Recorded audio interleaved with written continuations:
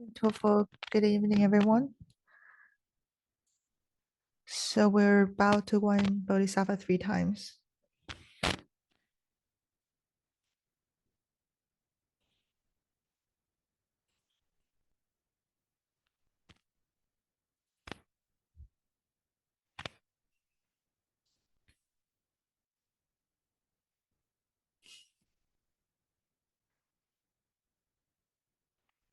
Now recite fundamental teacher Shakyamuni Buddha. Homage to our founding teacher Shakyamuni Buddha. Homage to our founding teacher Shakyamuni Buddha. Homage to our founding teacher Shakyamuni Buddha. Homage to the Shila Assembly of Buddhas and Bodhisattvas. Homage to the Shila Assembly of Buddhas Bodhisattvas. Homage to the Shila Assembly of Buddhas and Bodhisattvas. So today we're continuing the discussion of the lay Bodhisattva precepts, the minor precepts. And it's about respect.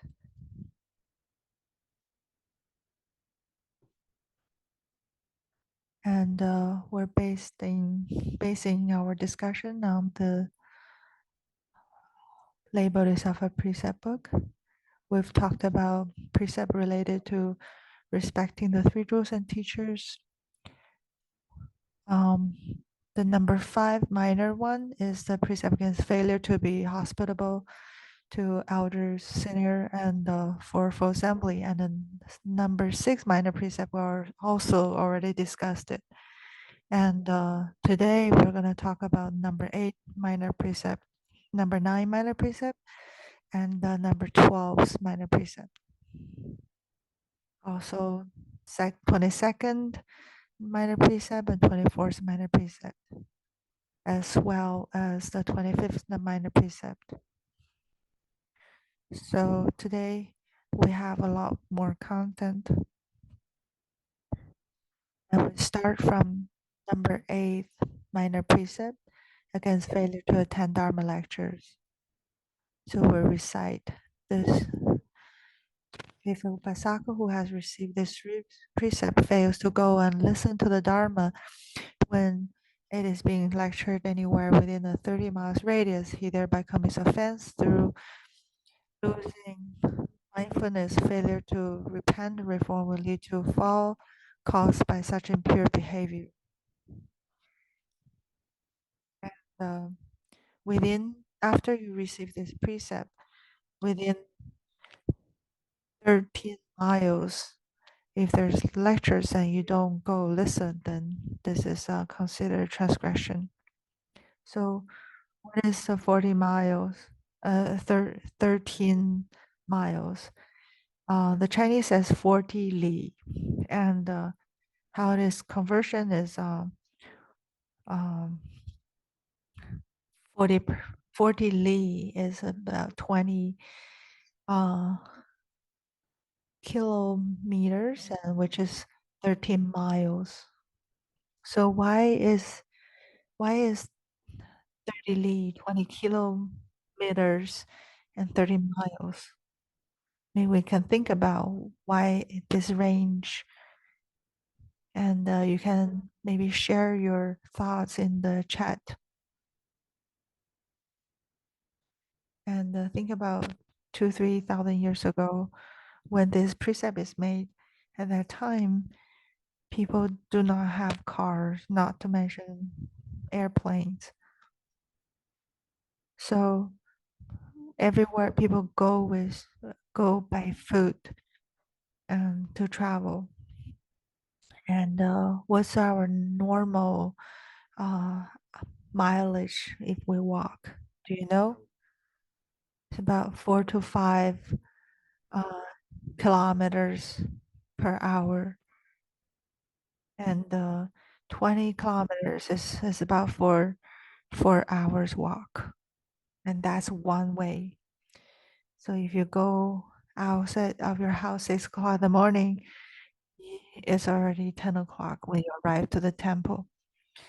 And if you listen to the Dharma right away for 2 hours or an hour and a half, and go home or before you go home, you have lunch, you will go until 1 o'clock. And then you'll walk back home for another 4 hours. And by the time you get home, that's 5, 6 p.m. So it's like you spend 12 hours from 6 o'clock in the morning to evening 5, 6 o'clock in the afternoon. So that is your whole day basically. Um, so the meaning of this is that um, you even if you have to travel for an entire day to listen to Dharma, you should do it. And now it's so much easier for us driving around, and you should think, oh, 20 kilometers, and after 20 kilometers, I won't go. Um, then that will not be the meaning of these precepts. So this precept means like for a whole day travel. If it's within a whole day travel, then you should go. And so it's not necessarily limited by the number of miles. You shouldn't go literally by the text, but by the meaning, the spirit of the precepts. So learning precepts is not about literally following it to the word, but rather than sticking to its spirit, its principle. And now it's so convenient for us to travel around, and also with internet, it's so much easier for us to listen online to dharmas, even if the dharma lecture is hosted in a different country and it's accessible online. So there's so many opportunities. So as long as you have the opportunity, you have the time, then you should listen to dharma. It's not about how many miles. And that would, if you stick with the miles, that wouldn't be the spirit of this precept. So the principle is by listening to Dharma lectures, we protect and support Buddha Dharma and thereby benefit ourselves and others. And by doing so, we'll soon realize the way. And there's any exceptions. So if he is unable to understand, or is sick, or is too weak to attend the lecture, these will be exceptions. Or if the teacher is teaching wrong Dharma, that would also be exception. Or if you've listened to this Dharma many, many times, already practice it, know the meaning, or if you have listened vastly and you've also practiced what you've listened and have already realized, these are all the exceptions. You have heard the Dharma many times and you've already practiced. And there's also when you are practicing Chan, then you don't want to interrupt your meditation. That's also exception. Another exception is if the Upasaka's faculty is very dull, there's difficulty in understanding, accepting, and upholding this Dharma. These are all exceptions. However, we want to say that even if you don't understand the first time, as long as you keep listening for multiple times, eventually you will slowly understand. Um, so if you don't listen, you think, oh, the first time I listened to it, I don't understand what he's talking about. And if you never go further, then you will never actually get the opportunity to understand. And another exception is like there's a lot of teachers that teaching wrong dharmas online. So you need to have discernments. Not every, don't want you to listen to anybody, any randos on the internet. And how do you discern? And simple way is that if it's a DRBA, Dharma Masters, normally there's no problem.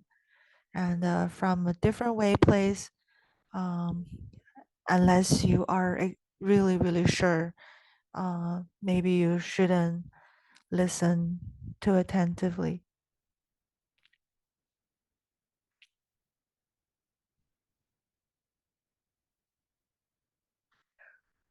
So sometimes people say, oh, the exception is you've already listened to it. You already know the Dharma. However, um, we know that the saying by Confucius, reviewing the old you gain new insight. So isn't a pleasure to often review what you learned before? So isn't it such a pleasure to review and gain new insights? Um, so don't use the exception as an excuse to say, oh, I've listened to it already. I don't need to go listen anymore. Sometimes when we review the content, will gain new insight because every time when we listen to Dharma, our mind is slightly different. Our mental state is slightly different. We focus on different aspect of the Dharma. For example, when the master is speaking Dharma, this time, what do you get from his lecture is going to be very different from the next time you listen to him talking. It's going to be on different level, different aspect. People who listen to his lectures in the past will know that often they will get very different insight. So there's another saying that the Buddha speak Dharma in one voice, but living beings will obtain different meaning. They will understand it differently. So although we're all, we're the same person right now, but a year later, actually, we're different. We're another person in a year. We'll think about things differently. We will look at things differently, and our wisdom is gonna be also different. And if you say, oh, I'm the same now from a year later, then that means your cultivation is not improving. So when we cultivate, it should be that we're changing all the time. So if we're changing all the time, now the who we are now is going to be very different from who we are later on, say in a year time. So when you listen to it, to Dharma right now, it's going to be very different from when we listen to Dharma again another time. So don't use the exception as an excuse to say, oh, I've listened to it, I already know this. And so whenever you have the opportunity, you should really listen to Dharma. Next, the ninth minor precept against taking item belong to the Sangha. If an Upasaka who has received this precept takes the bedding seat or bedding belongs to Sangha of the four directions, he thereby commit offense to losing mindfulness. Failure to repent the reform will lead to a fall caused by such impure behavior. So we shouldn't be using, so lay people should not use left home people some bedding items. If we do, it will be disrespectful. And that is the principle. If you want to be respectful towards sanghas, so don't use the things that belongs to assigned to them, belong to them specifically.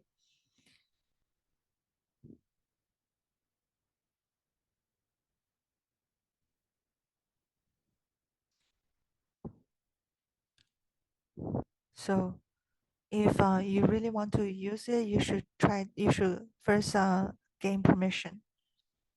Okay. The 12th minor's precept is against staying overnight unchaperoned in a convent. If an upasaka who has received this precept stays overnight unchaperoned in a convent, He thereby commits offense through negligent failure to repent. Reform will lead to a fall caused by such impure behavior. This is specifically saying a layman should not stay in a way place of bhikshunis. And it's the same thing other ways around. A lay woman should not stay overnight unchaperoned in a monastery where only bhikshu stays. So it's about opposite gender and being staying overnight opposition in the opposite gender's place unchaperoned. So the principle for this precept, if a man stays overnight in a convent unchaperoned, is subject to ridicule and criticism, which may harm Buddhism.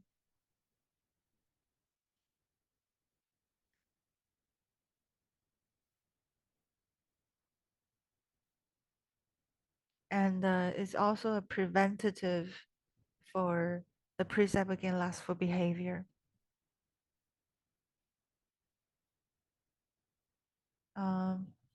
Because a layman staying at the way place that is only solely lived by bhikshunis, there is it's inappropriate if it's the man is unchaperoned.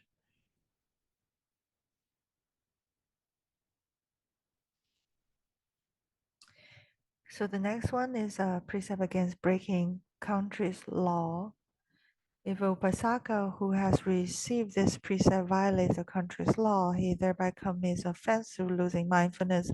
Failure to repent reform will lead to a fall caused by such impure behavior. So the principle for this precept is by following federal law, civil law, a Buddhist disciple repay the kindness of the country.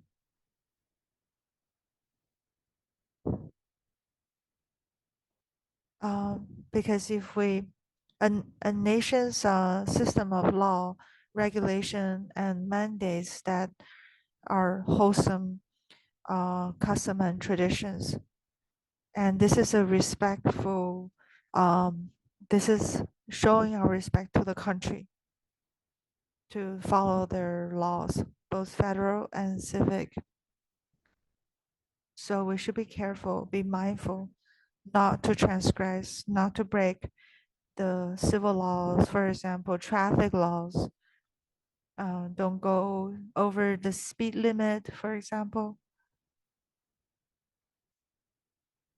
So we need to be cautious in our daily lives. And also another one very common is tax evasion, for example. That is considered part of stealing. So we have 24th minor precept against teaching the Dharma without Sangha's permission.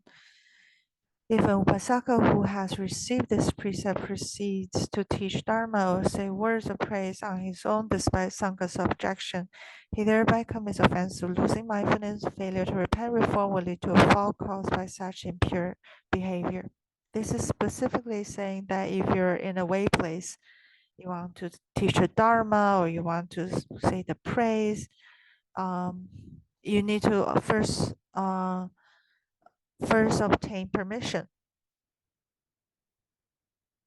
So if the sanghas has objection, and you still go ahead and teach or praise, and that will be a transgression.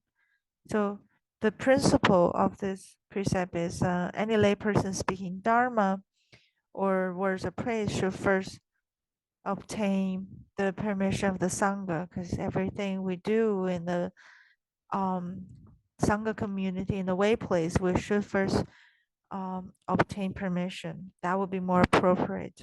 And don't just do whatever you want to do and do it without communication.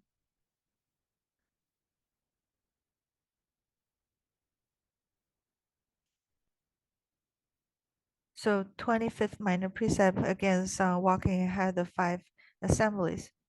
If Upasaka who has received this precept walk ahead the 5 assemblies when traveling along the path, he thereby commits offense to losing mindfulness. Failure to repent and reform will lead to a fall caused by such a behavior.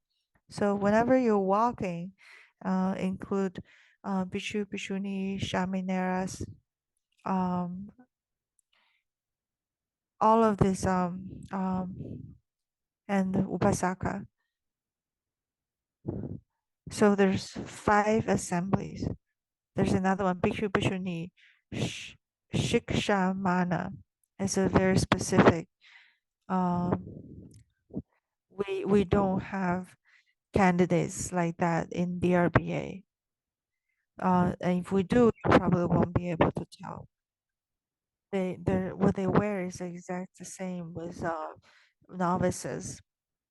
So as long as they're left home people, Bhikshu Bhikshuni, Shikshamana, male or female novices, um, you should give way when you come when the say we're coming out of the Buddha hall or Dharma assembly. If you are already walking in front and then say there's a left home person walk behind, if they are so far away from you behind, then you don't have to specifically stop and have them pass. But if you are not so far away from them, if they're right behind you, then you should kind of give way so they can walk in front, let them pass. And this is another manifestation of a respectful mind. So the principle is a respectful, showing respect. Although when there's time, you are in a hurry, you have something to do. There's a rush. You can tell them. You're like, oh, Dharma Master, I have to go first, and they will understand. Just communicate it. It is not disrespectful in that case. And now we've talked about all the minor precepts for all the precepts that's on the topic of respect. We went fast fairly quickly. And now I want to review with everyone that we have two major category of precepts. We have Shravaka precepts, so hearer's precept. That includes 5 precepts, 8 precepts, novice 10 precepts, bhikshus 250 precepts, and bhikshunis 348 precepts. These are all Shravaka precepts. And all these precepts, they are consistent both in Mahayana tradition and Theravada tradition. And the 5 precept, 8 precept, and the 10 precept, they're exactly the same between Mahayana and Theravada.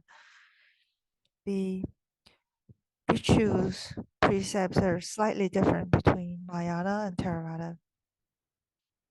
And it's a little bit different in the sense which one is minor precept. So you can say that the Shravaka precept, Mahayana, Theravada, even the Vajrayana of Tibetan, they're all very similar. And what differentiate this different tradition is Bodhisattva precepts. So Bodhisattva precept is very specific to the Mahayana tradition. The Theravada tradition does not have Bodhisattva precept.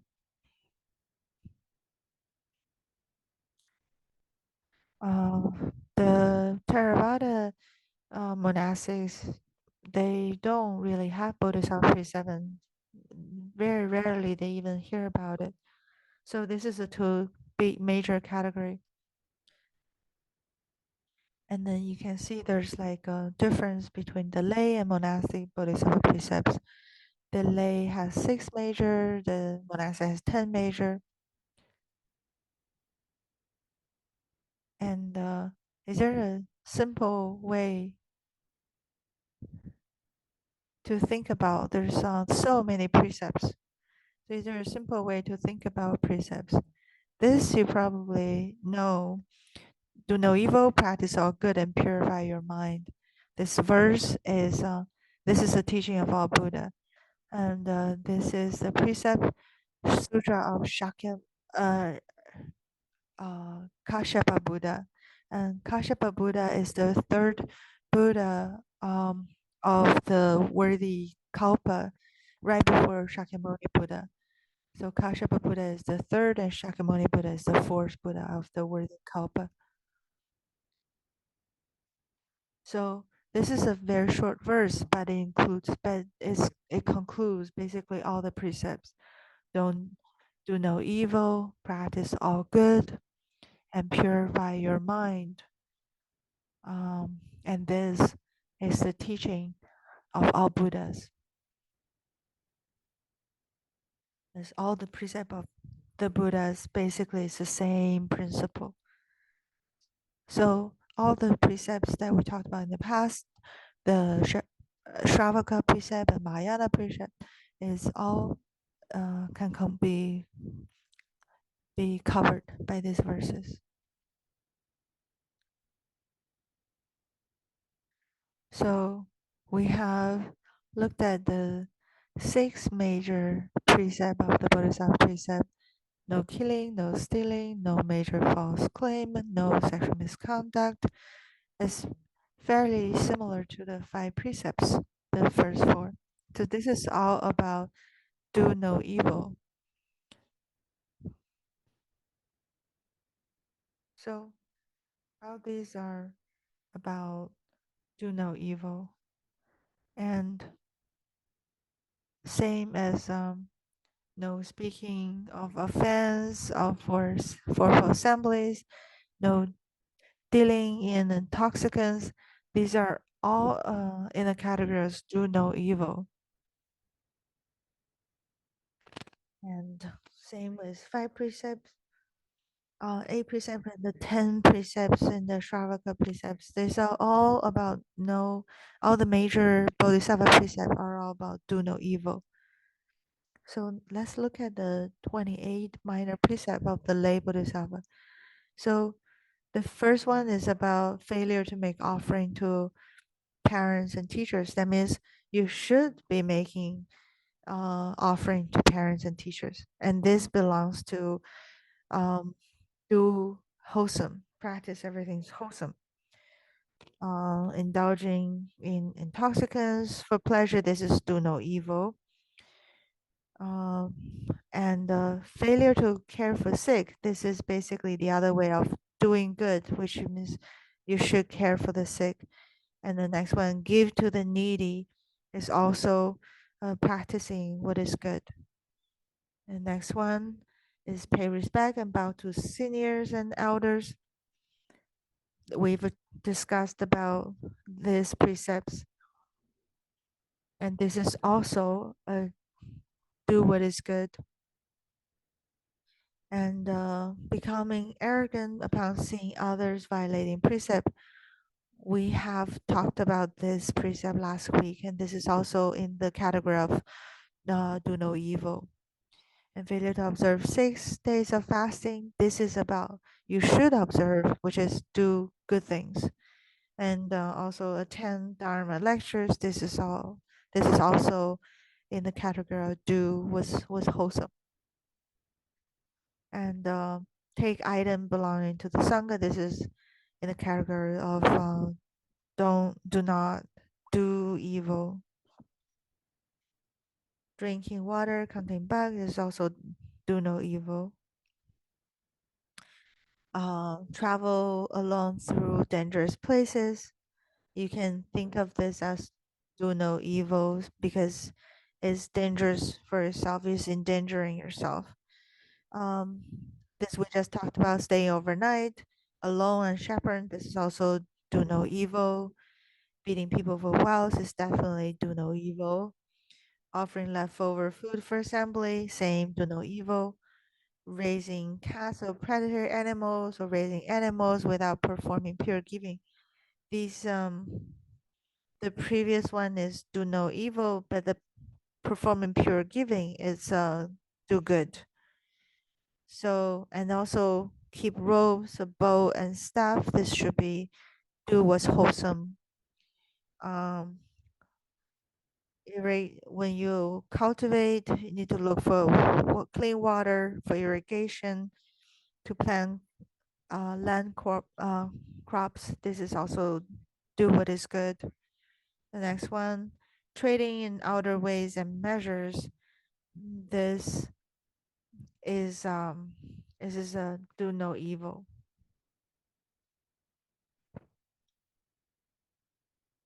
Okay, we keep going. Sexual misconduct. This is do no evil. Failure to pay tax. That means you should pay tax. And then break laws. We talked about it. Do no evil. Offer new food for triple jewel before eating. This is do what's wholesome. And we just talked about this one, teaching Dharma without Sangha's permission. This is what you shouldn't do, and so do no evil. Walk ahead, the 5 assembly. This is also not appropriate.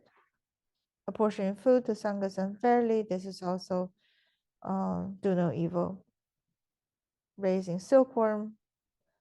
Do no evil. But abandoning the sick, mad on the trip. This is also count as do no evil. So in short, we are basically categorizing this into the most basic one is do no evil. And on top of that, you need to do good, which is mostly what Bodhisattva Precept is about.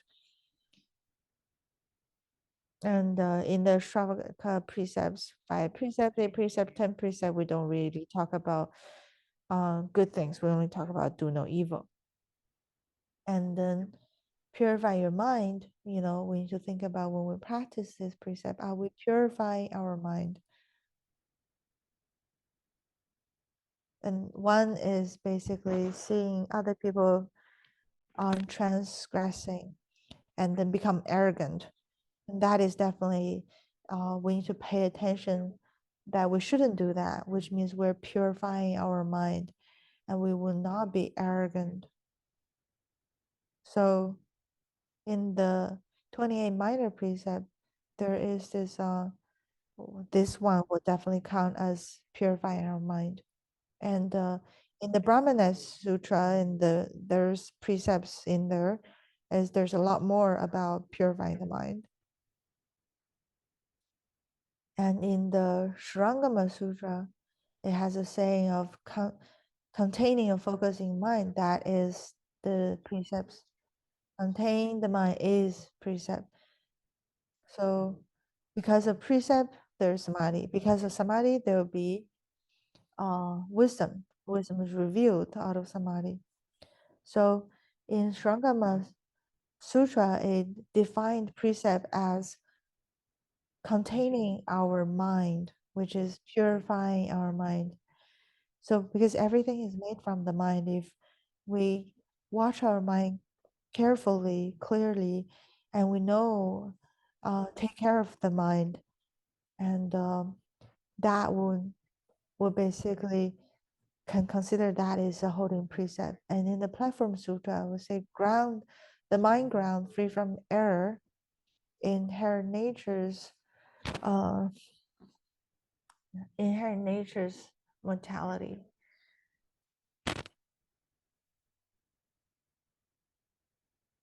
So if you think, oh, there's too many precepts, I don't know what to do, then you can actually think about these, the mind ground fear of error.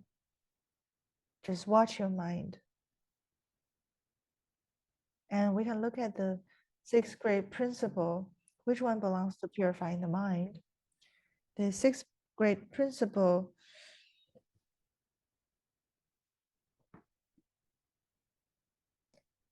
includes do not contend. Is that about our mind? Do not be greedy, do not seek, do not be selfish, do not pursue personal advantage. All of these about our mind.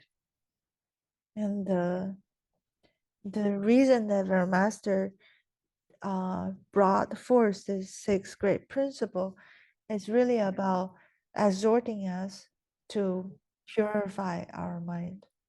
And of course, do not lie as well. The first five is all about purifying our mind. And then the Venerable Master also said the sixth great principle are in fact the five precepts. So no contention is no killing, no greed means no stealing. So the sixth principle is even in a way more specific in the mind ground of the five precepts. The first five is about the mind ground holding the five precepts. So no seeking means no sexual misconduct. Do not be selfish means don't tell lies. And don't try to benefit oneself means don't take intoxicants. And how does Venerable Master talk about the precepts? He says, never do any evil, no matter how minor it is.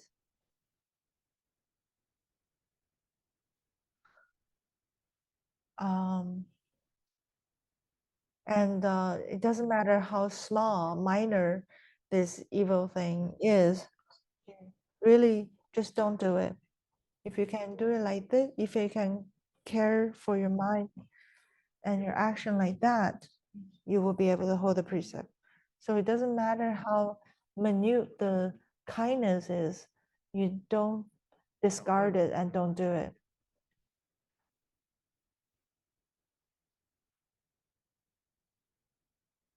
So in short, it's actually really simple. It's always about now do evil and do good, no matter how trivial they are. And so we have to understand what does evil mean, what does good mean. And if you don't know that, you can read about the precept and understand what evil is, what is referred to by evil and what is good. And because even for the bhikshus precept, all 250, you cannot conclude all evil with 250. There's more. 250 precept for the bhikshus is only part of it. So to think about do no evil and do good, it doesn't matter how trivial it is, it's actually a much broader scope than the specific precepts laid out. Okay, now we have some time. There's some questions. Last time, some people asked some questions in the chat room. I will quickly answer them. The first question is the five precepts, the foundation of the Bodhisattva precept. And yes, the five precepts is foundation of all precepts. 10 precepts, 8 precepts, bhikshus precepts, Bodhisattva precept, all of them have the five precepts as the foundation. So if you can hold the five precepts well, then that would be a good foundation. So if you exercise, the next question, if you exercise with music in the morning, does it count as transgression, the transgression of minor precepts? Well, the answer is it depends on what your mind is you're using as entertainment. If it's entertainment, then yes. If it's no, then no. So there's last week I talked about Bodhisattva precept in transmission in CTTB. Some people has applied 4 years ago. That was not short time ago. So you should again apply again. Don't think, oh, I applied 4 years ago and I don't need to apply anymore. No, 4 years is a long time ago. Please do reapply. And the specific way how you apply, that is not public yet. Once we have the information, we'll inform everyone. So last time I also gave a homework for all of you. A lot of you wrote your homework, submit your homework, and a lot of you has done a great job writing them. And here is a little additional information of Brahmana Sutra. Brahmana Sutra precepts. This is number 21. So if a disciple fight revenge, hatred with hatred, venge, violent with violent, that is if that person kills parents, brothers, or family, if they kill your family, brother, or sisters, you should not venge for them. And if the country's leader were killed by others, you should not venge them by killing them. Because why? Because to venge killing by killing is not not in the way, is off the way of filial piety. Using violence to fight violence is not filial. You should think about why that is the case. Why killing your enemy is not filial. So the left home bodhisattvas has no compassion and they venge for with violence, and that is a minor transgression. So I want to bring this up as a reference for all of you. So if you're actually practicing Bodhisattva path, then you will not use violence to venge violence. Because if you know what Buddha said, that all living beings, all men were his father, all women were his mother. So if you venge someone by killing them, by killing your enemy, it's again killing your parents. And that is why it does not accord to the path of filial piety. So as long as you venge by killing, and that's definitely a transgression of precept, because all living beings were once your parents. That is just like killing your parents. And that's why that we should not venge our enemies by using violence, by killing.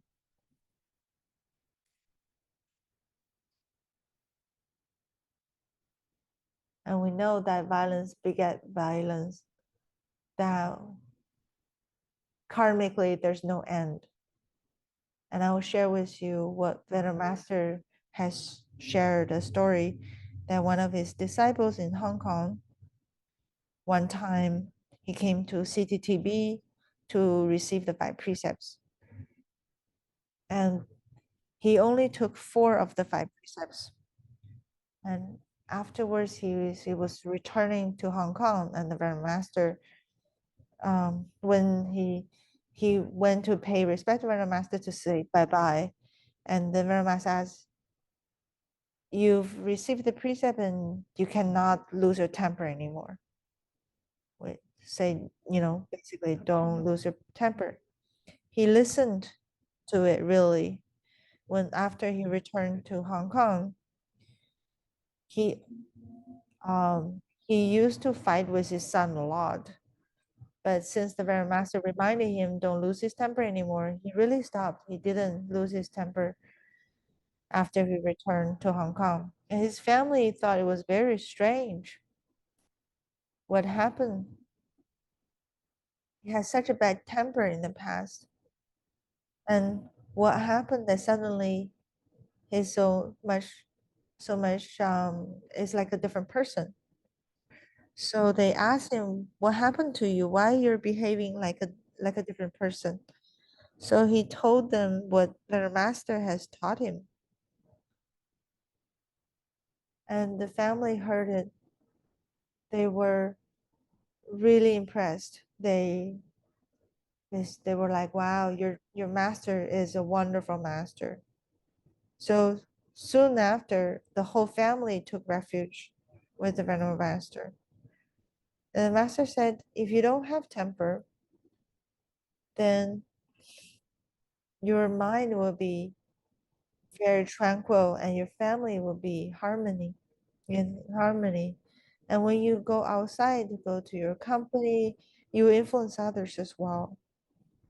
In that way, the society is going to be at peace and the whole country eventually will be in harmony.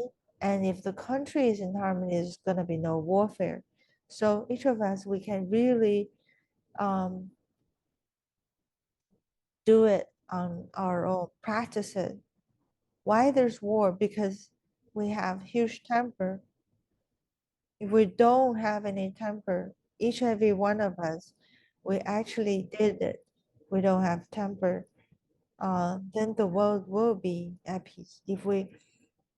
And if it's the other way around, if we do have huge temper, and then there will be war in this world.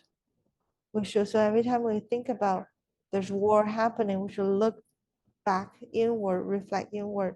Do I still fight within myself, in my mind? Do I still fight? So to stop war externally, we really should start by stopping war internally. So I want to share this story with all of you.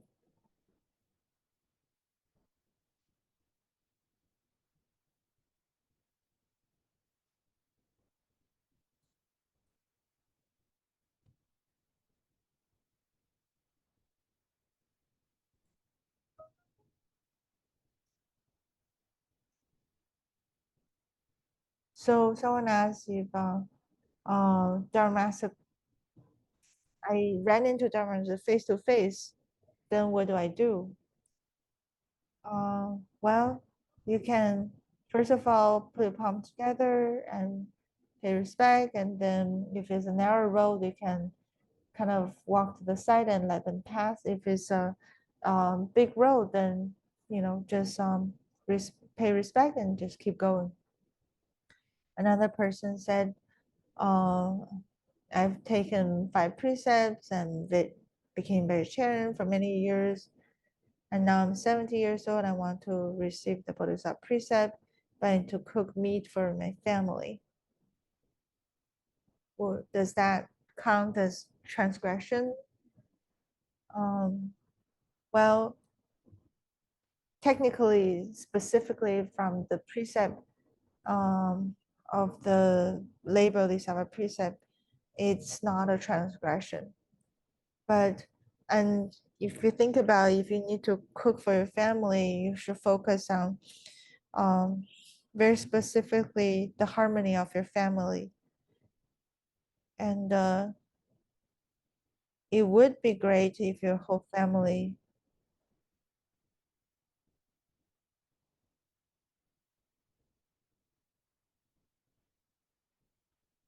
if you can, if you can actually cook delicious vegetarian to your family, then it's easy for them to become vegetarian. So you should really learn well how to cook vegetarian food. Then it will be so much easier for your family to eat vegetarian food, then you wouldn't have this problem.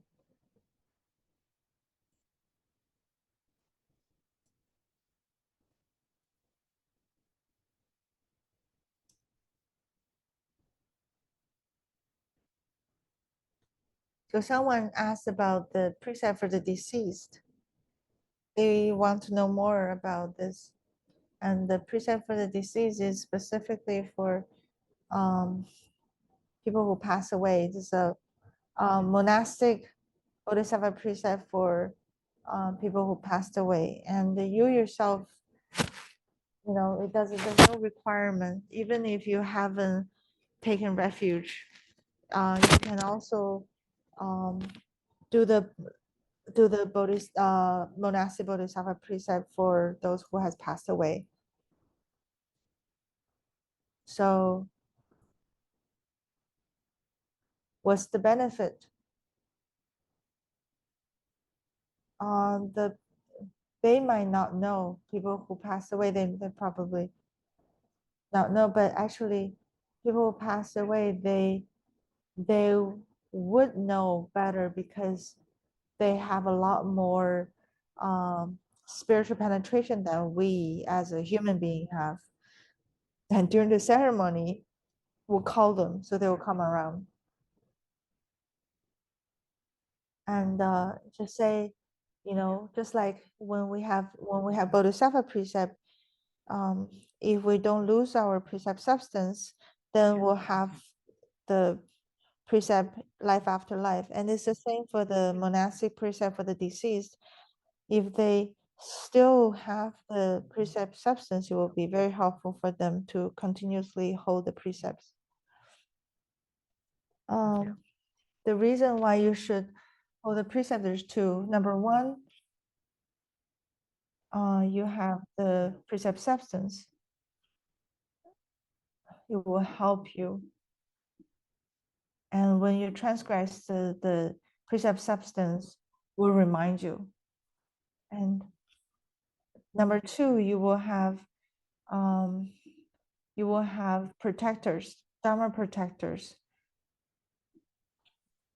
So your Dharma protector will protect you, and your precept substance helps you to keep the precept. The Dharma protector help you. So it's like your bodyguard. And for the people who pass away, for the deceased, if they have the precept, they will have protection. So we're already over time, and then if you want to know more, before you receive the precepts, there's gonna be lecture, and you should listen to the lecture, and you can learn about it during that time. You'll learn a lot. Okay. Now we transfer. 你自功德庄严我净土，上报四重恩，下济三途苦。若有见闻者，悉发菩提心，尽此一报身，同生极乐国。三问学。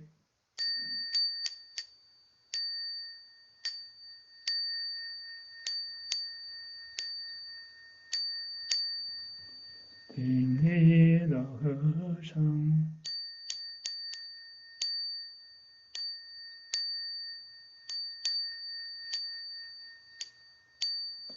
阿弥陀佛。